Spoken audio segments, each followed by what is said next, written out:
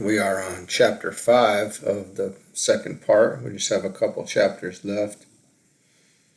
But this is also another long one, so we'll see how much we get through today. The training of emotion. And, just looking at this, the training of emotion comes by, in my mind, just reading it, seeing this chapter heading, it comes by experience. And running through these emotions many times and then being tempered. So let's see what is said here. Emotion is, we have seen, the motive power in man. It stimulates thought, it impels to action. It is as steam to the engine. Without it, man would be inert and passive. And I want to say the backside of this is planetary alignments that are, we would also be inert and passive. We wouldn't be doing anything. It'd be very boring here if we didn't have that, right? So, but there are many who are in the continual prey of their emotions, who are hurried hither and thither by emotions as a rudderless ship by stormy winds upon the ocean, who are tossed high and dragged low by surges of joyous and painful feelings, who alternate between exaltation and despair.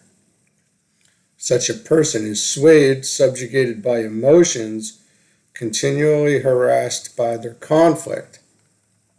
He is, more or less, a chaos within, and is erratic in his outward actions, moved by the impulse of the moment without due consideration for surrounding circumstances, such considerations as would make his actions well directed.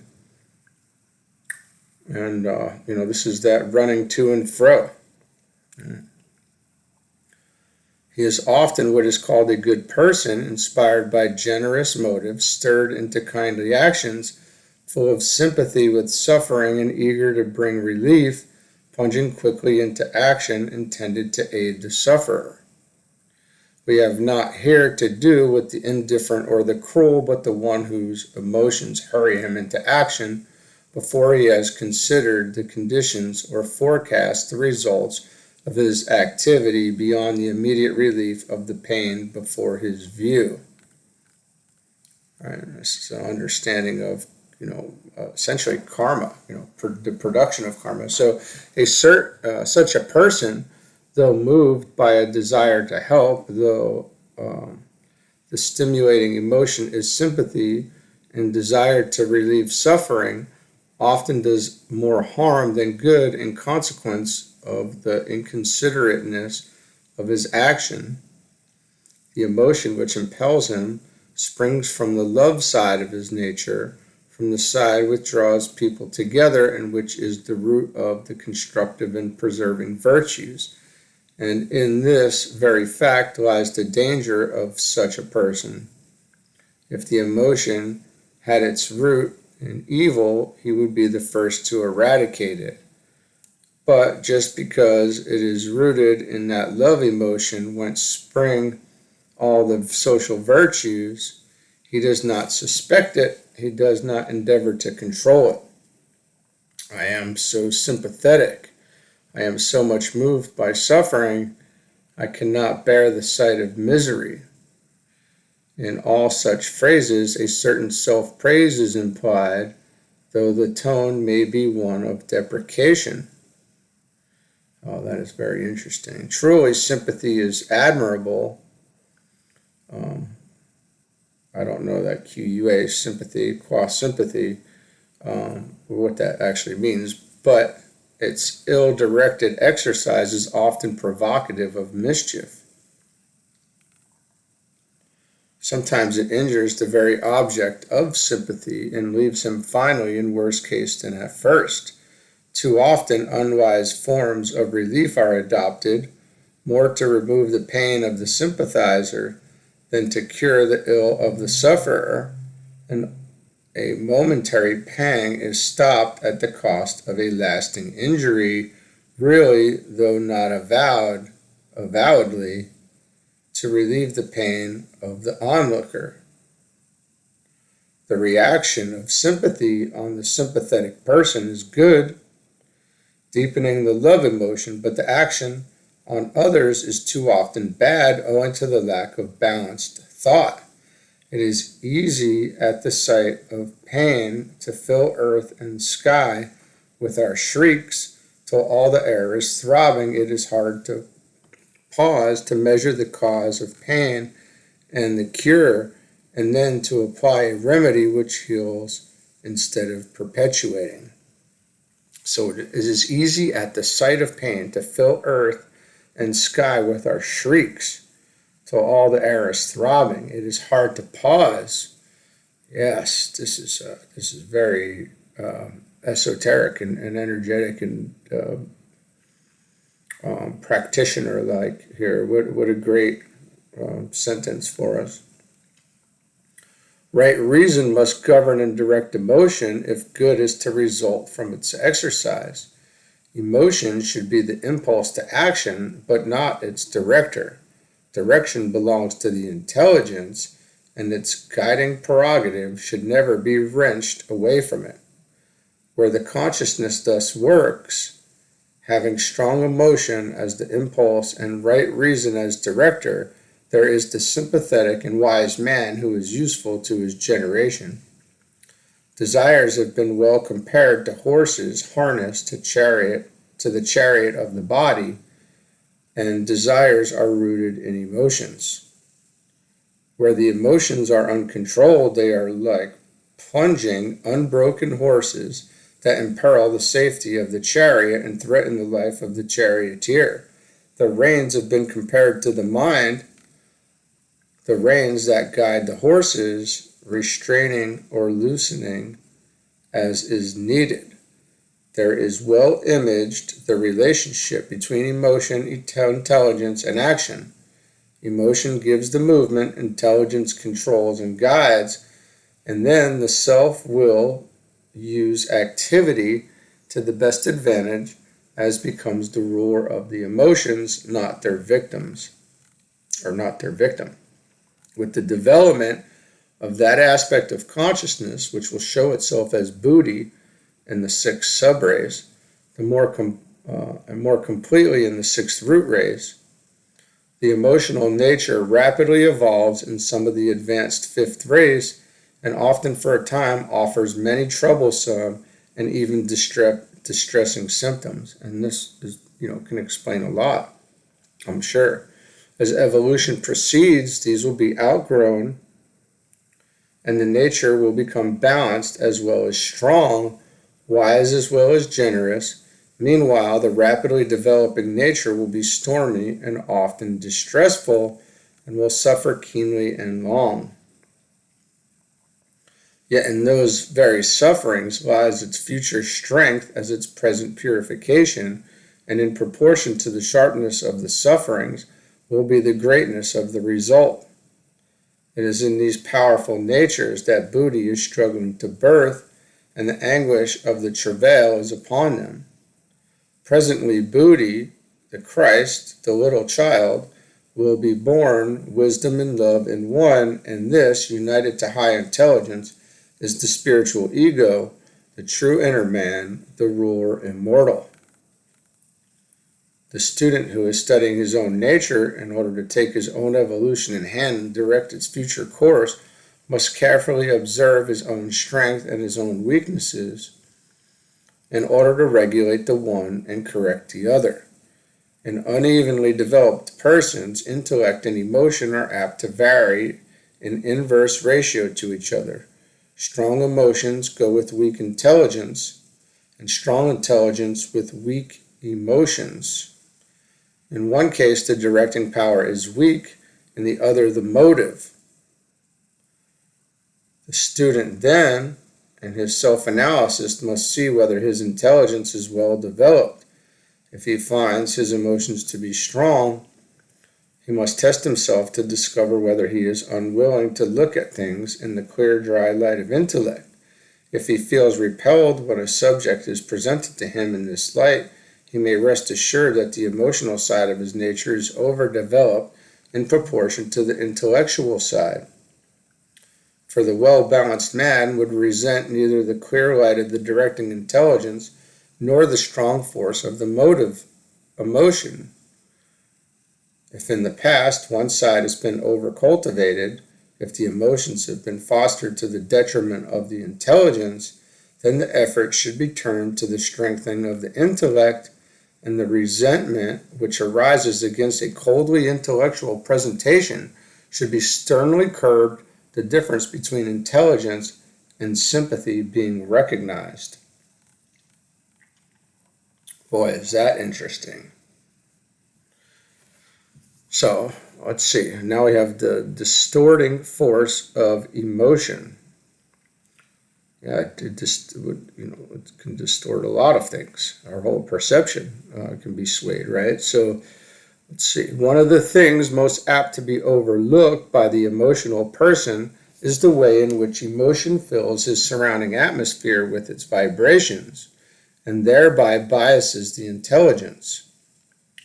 Everything is seen through this atmosphere and is colored and distorted by it, so that things do not reach the intelligence in their true form and color, but arrive twisted and discolored. Our aura surrounds us and should be a pellucid medium through which all in the outer world should reach us in its own form and color. But when the aura is vibrating with emotion, it cannot act as such a medium, and all is refracted that passes into it and reaches us quite other than this.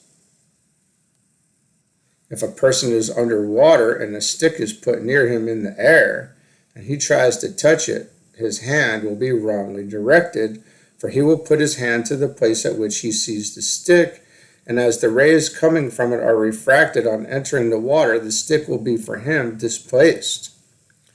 Similarly, when an impression from the outer world reaches us through an aura overcharged with emotion, its proportions are distorted and its position misjudged. Hence, the data supplied to the intelligence are erroneous, and the judgment founded upon them will therefore necessarily be wrong, however accurately the intelligence may work. Even the most careful self-analysis will not entirely protect us against this emotional disturbance. The intellect ever tends to judge favorably that which we like, unfavorably that which we dislike, owing to the refraction above named. The arguments in favor of a certain course are thrown into a strong light by our desire to follow it, and the arguments against it are thrown into the shade. The one seems so clear and forcible, the other so dubious and feeble. And to our mind, seeing through the emotion, it is so sure that we are right, and that anyone who does not see as we do is biased by prejudice or is willfully perverse. Against this ever-present danger, we can only guard by care and persistent effort, but we cannot finally escape it until we transcend the emotions and become absolutely their ruler. One way remains in which we can aid ourselves to a right judgment, and that is by studying the workings of consciousness in others and in weighing their decisions under circumstances similar to ours. The judgments which most repel us are those most likely to be useful to us, because made through an emotional medium very different from our own. We can compare their decisions with ours, and by noting the points that affect them most and ourselves least, and that weigh most heavily with us and most lightly with them, we may disentangle the emotional from the intellectual elements in the judgments. And even where our conclusions are mistaken, the effort to arrive at them is corrective and illuminative. It aids in the mastery of the emotions and strengthens the intellectual element. Such studies should of course be made when there is no emotional disturbance, and its fruit should be stored up for use at the times when the emotions are strong. Certainly, that sounds like great advice there. Let's see here. Methods of ruling the emotions. This is a huge accomplishment. So the first and most powerful method for obtaining mastery of the emotions is, as in all that touches consciousness, meditation. Before contact with the world has disturbed the emotions, meditation should be restored to. Coming back into the body after the period of physical sleep, from a world subtler than the physical, the ego will find his tenement quiet and can take possession calmly of the rested brain and nerves. Meditation later in the day, when the emotions have been disturbed and when they are in full activity, is not as efficacious. The quiet time which is available after sleep is the right season for effective meditation. The desire body, the emotional nature, being more tranquil than after it has plunged into the bustle of the world. From that peaceful morning hour will stream out the influence which will guard during the day, and the emotions, soothed and stilled, will be more amenable to control. Where it is possible, it is well to forecast the questions which may arise during the day and to come to conclusions as to the view to be taken, the conduct to be pursued. If we know that we shall be placed under certain conditions that will arouse our emotions, we can decide beforehand on our mental attitude and even come to a decision on our action. Supposing such a decision has been reached, then when the circumstances arise, that decision should be recalled and acted upon, even though the swell of the emotions may impel towards a different course. For instance, we are going to meet a person for whom we have a strong affection, and we decide in our meditation on the course that it is wisest to pursue, deciding in the clear light of calm intelligence what is best for all concerned. To this decision we should adhere, even though there is the inclination to feel, I had not given the proper weight to that view. And that's very common, so we shouldn't beat ourselves up over that. As a matter of fact, under these conditions, overweight is given, the proper weight having been given in the calmer thought, and it is wisest plan to follow the path previously chalked out, despite the emotional promptings of the moment. There may be a blunder of judgment, but if the blunder be not seen during meditation, it is not likely to be seen during a swirl of emotions.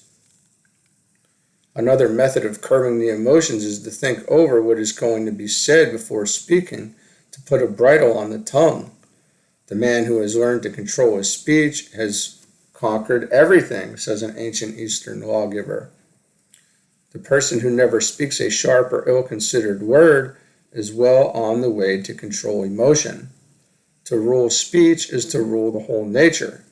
It is a good plan not to speak, to deliberately check speech until one is clear as to what one is going to say, is sure that the speech is true, that it is adapted to the person to whom it is to be addressed, and that is, it is such as ought to be spoken. Truth comes first and foremost, and nothing can excuse falsity of speech. Many a speech uttered under stress of emotion is false, either from exaggeration or distortion. Then, the appropriateness of the speech to the person addressed is too often forgotten in the hurry of emotion or the eagerness of strong feeling. A quite wrong idea of a great truth may be presented if the point of view of the person addressed is not borne in mind. Sympathy is needed to seeing as he sees, for only then can the truth be useful and helpful. One is not trying to help oneself, but to help another in putting the truth before him. Perhaps the conception of law as changeless, inviolable, absolutely impartial, may to the speaker be inspiring, strengthening, and uplifting, whereas the conception is ruthless and crushing to an undeveloped person and injures instead of helps. Truth is not meant to crush, but to elevate, and we misuse truth when we give it to one that is not ready.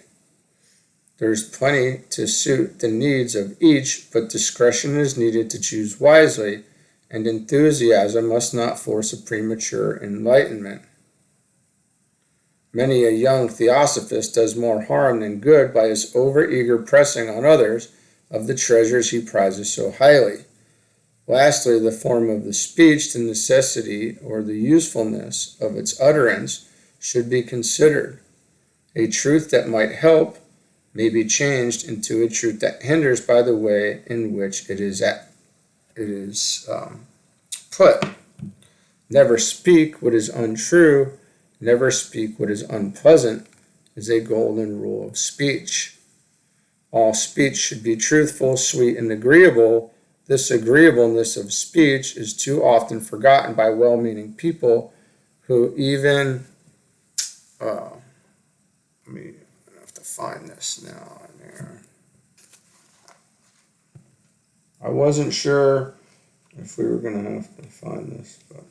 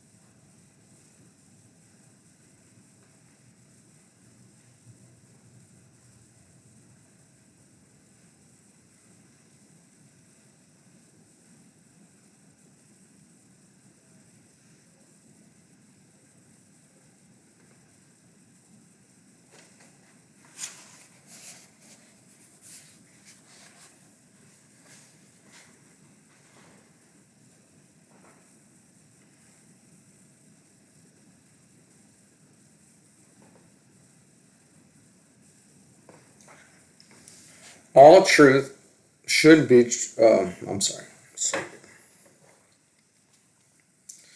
all speech should be truthful, sweet, and agreeable. This agreeableness of speech is too often forgotten by well-meaning people who even pride themselves on their candor when they are merely rude and indifferent to the feelings of those whom they address. But that is neither good breeding nor religion, for the unmannerly is not the religious. Religion combines perfect truth with perfect courtesy. Moreover, the superfluous, the useful, is mischievous. The useless is mischievous, and there is much injury done by the continual bubbling over of frivolous emotions and chatter and small talk. People who cannot bear silence and are ever chattering fritter away their intellectual and moral forces, as well as give utterance to 100 follies better left unsaid. To be afraid of silence, let's just move this down here, is a mental weakness, and calm silence is better than foolish speech. In silence, the emotions grow and strengthen while remaining controlled, and thus the motive power of the nature increases and is also brought into subjection. The power of being silent is great and often exercises a most soothing effect. On the other hand, he who has learned to be silent must be careful that his silence does not trench on his courtesy, that he does not, by inappropriate silence among others, make them feel chilled and uncomfortable. So there's a balance here. Some may fear that such a consideration before speech as is outlined, may so hinder exchange of thought as to paralyze conversation. But all who have practiced such control will bear witness that, after a brief practice, no noticeable interval is caused before the reply is uttered. Swifter than lightning is the movement of the intelligence, and it will flash over the points to be considered while a breath is being drawn. It is true that at first there will be slight hesitation, but in a few weeks no pause will be required, and the review of the proposed utterance will be made too swiftly to cause any obstruction. Many in order can testify that in the rapid torrent of a declamatory period, the mind will sit at ease, turning about alternative sentences and weighing their respective merits ere or before one is chosen and the rest are cast aside. And yet none of the rapt audience will know aught of this by play, or dream that behind the swift utterance there is any such selective action going on. Yeah, and to some extent, we can definitely practice this, and it's something that we all recognize at some point needs to be dealt with. All right, so a third method of mastering emotion is by refraining from acting on impulse. The hurry to act is characteristic of the modern mind and is the excess of the promptitude which is its virtue. When we consider life calmly, we realize that there is never any need for hurry. There is always time enough, and action, however swift, should be well considered and unhurried. When an impulse comes from some strong emotion and we spring forward in obedience, without consideration we act unwisely. If we train ourselves to think before we act in all ordinary affairs, then if an accident or anything else should happen in which prompt action is necessary, the swift mind will balance up the demands of the moment and direct swift action, but there will be no hurry, no inconsiderate, unwise blundering.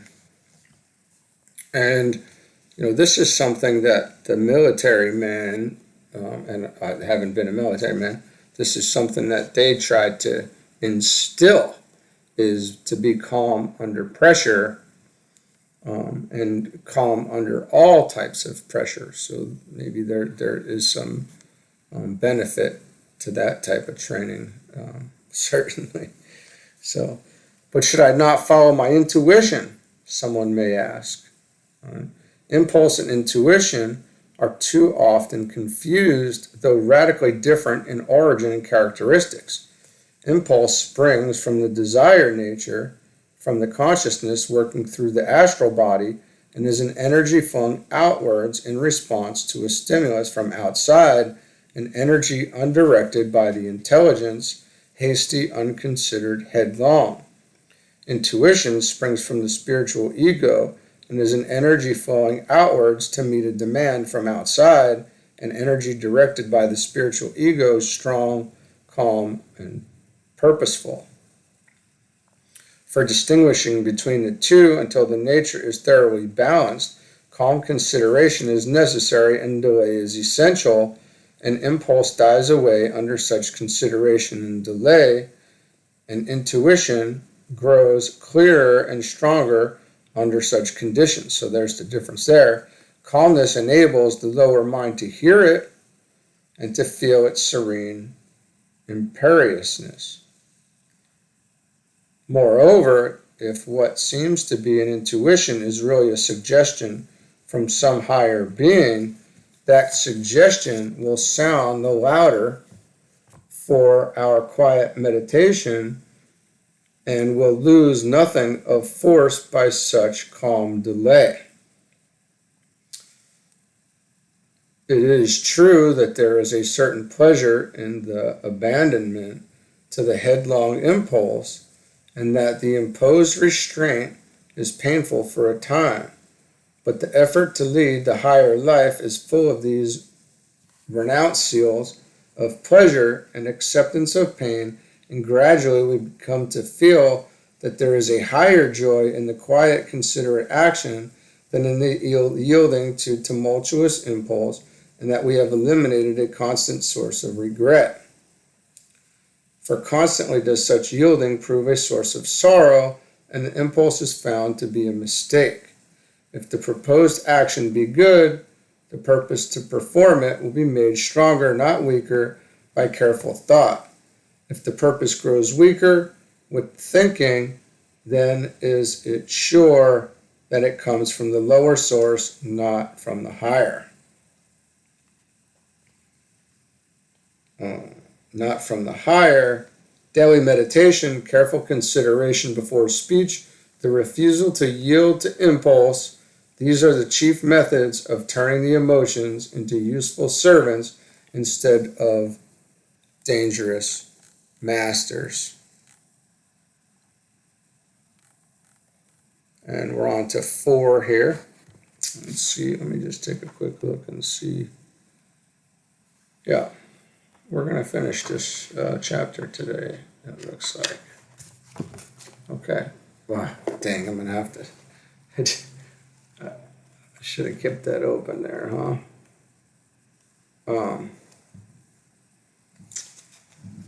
The using of emotion.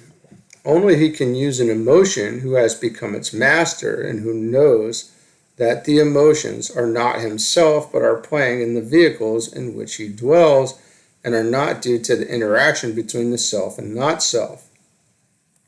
And are due, I'm sorry, that was a big mistake there that I made.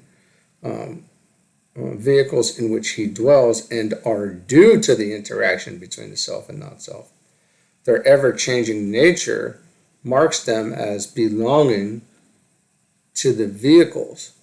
They are stirred into activity by things without, answered to by the consciousness within. The attribute of consciousness that gives rise to emotions is bliss, and pleasure and pain are the emotions in the desire vehicle caused by the contacts of the outer world and by the response through it to these of the self as bliss, just as thoughts are the motions due to similar contacts and to the response to them of the self as knowledge. As the self knows itself and distinguishes itself from its vehicles, it becomes ruler of the emotions, and pleasure and pain become equally modes of bliss. As progress is made, it will be found that greater equilibrium is attained under stress of pleasure and pain, and that emotions no longer upset the balance of the mind. So long as pleasure elates and pain paralyzes, so that the performance of duty is hindered and hampered, so long is a man the slave and not the ruler of his emotions. When he has learned to rule them, the greatest wave of pleasure, the keenest sting of pain can be felt, and yet the mind will remain steady and address itself calmly to the work in hand. Then whatever comes is turned into use. Out of pain is gained power, as out of pleasure are gained vitality and courage. All become forces to help instead of obstacles to hinder. Of these uses, oratory may serve as an illustration. You hear a man fired by passion, his words tumbling over each other, his gestures violent. He is possessed by, carried away by emotion, but he does not sway his audience. The orator who sways is the master of his emotions and uses them to affect his audience. His words are deliberate and well chosen. Even in the rush of his speech, his gesture is appropriate and dignified. He is not feeling the emotions, but he has felt them, and he now uses his past to shape the present. In proportion as a speaker has felt and has risen above his emotions, will be his power to use them. No one without strong emotions can be a great speaker, but the greatness grows as the emotions are brought under control.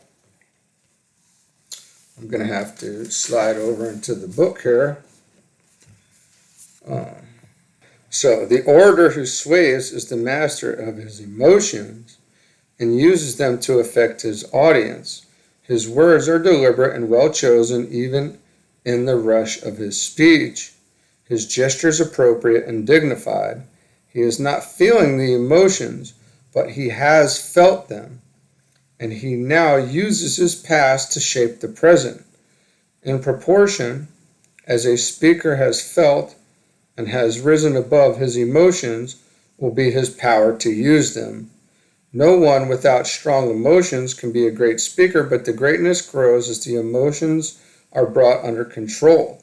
A more effective explosion results from a careful arrangement of the explosives and a deliberate application of the match than by flinging them down anyhow and the match after them in the hope that something may catch.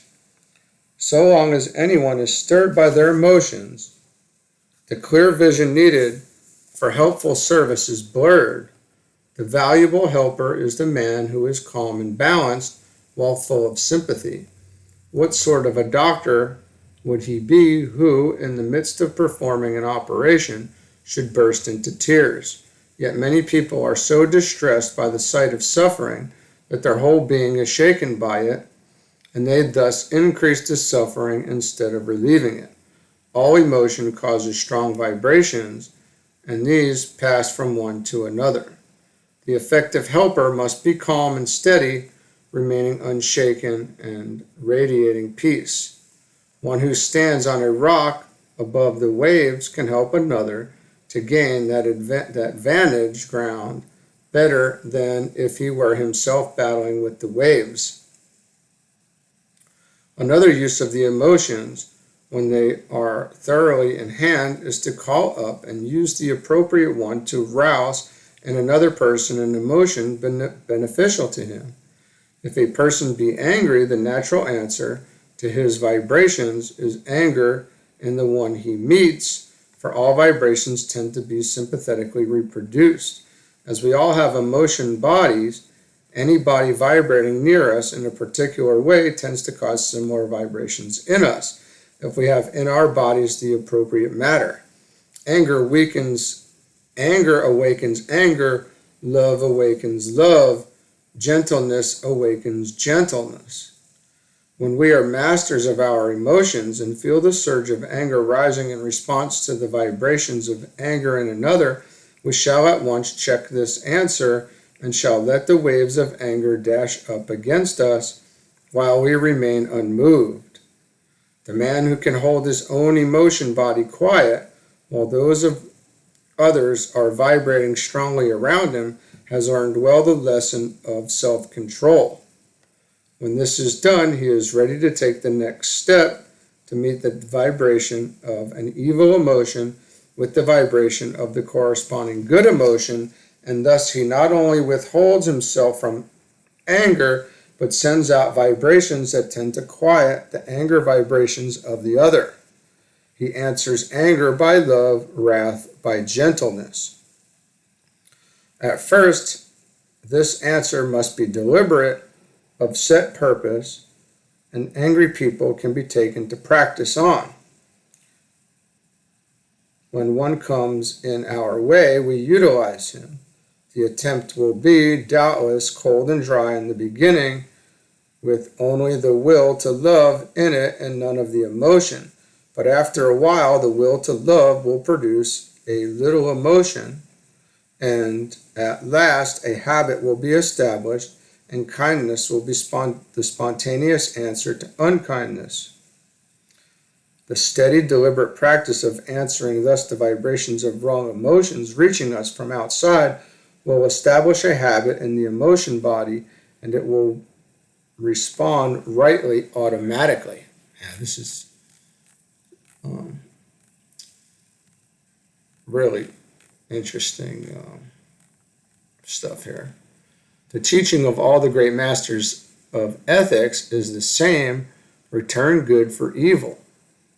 And the teaching is based on this interchange of vibrations caused by love and hate emotions.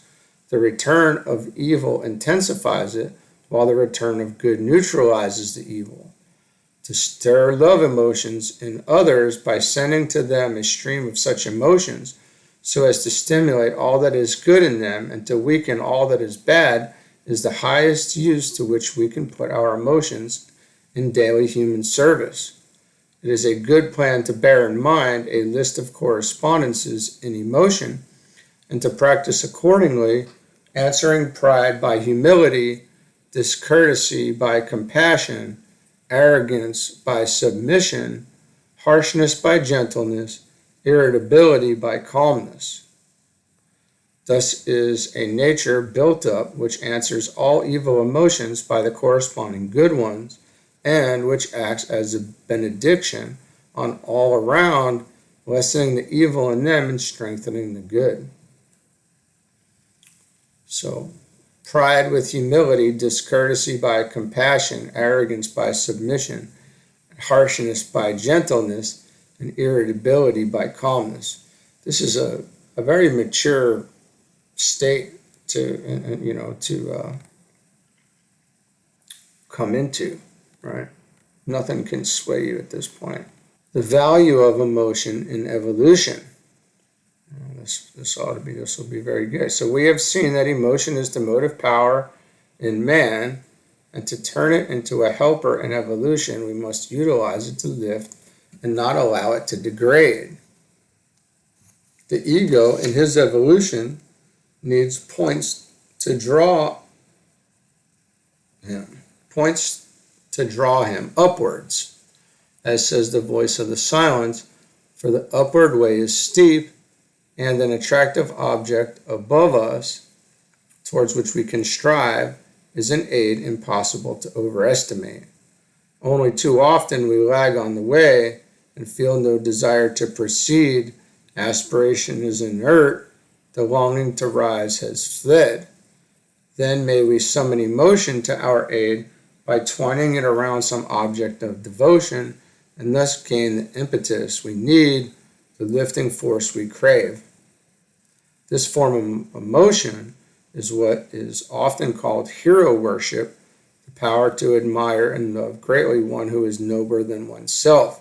And to be able thus to love and admire is to have at disposal one of the great lifting forces in human evolution.